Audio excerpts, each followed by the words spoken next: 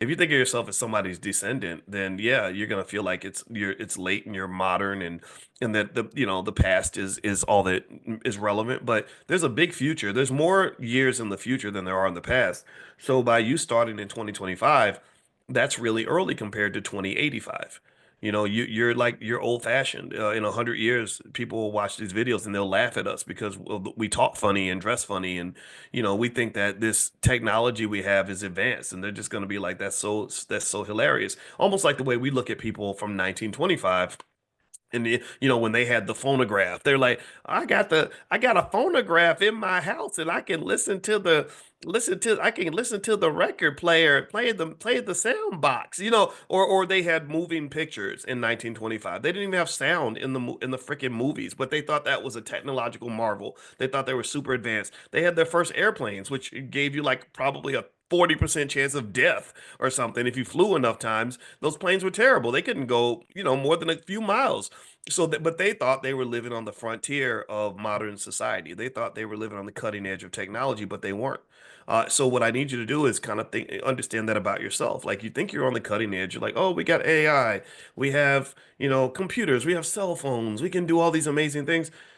That's going to be a joke in 100 years. They're literally gonna look at that and say, wow, these people really thought they were advanced. So my point is to say that you're the old folks, like you're the ancestors. So if you start doing things now and start setting cultural traditions now and start investing in things now, that's going to lead to massive amounts of opportunity for people further down the line. That will be no different from you having a great grandfather or a great grandmother who started investing in 1925 for you, who was able to have enough financial consciousness to visualize you before you were born, who loved you before you even were in a reality. Right? You understand? Like to me, that's power. That's passion. That's spirituality. It's when I can love a child that ain't even born yet, that doesn't even have a name, that doesn't exist, but I know he's going to exist, and I know I'm going to care about him. So because I care about him, I'm going to go ahead and make a plan for him. Do you understand? A lot of times, a lot of these problems in the world are easy to overcome if somebody is protecting you.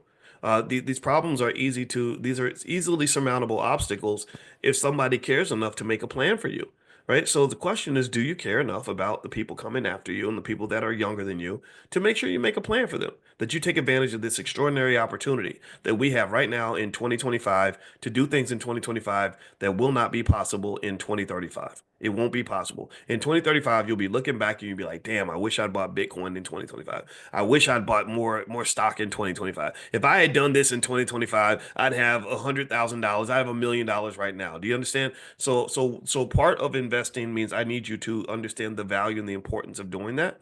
I need you to see the world differently. I need you to see the world for what it is instead of what they tell you that it is. Okay.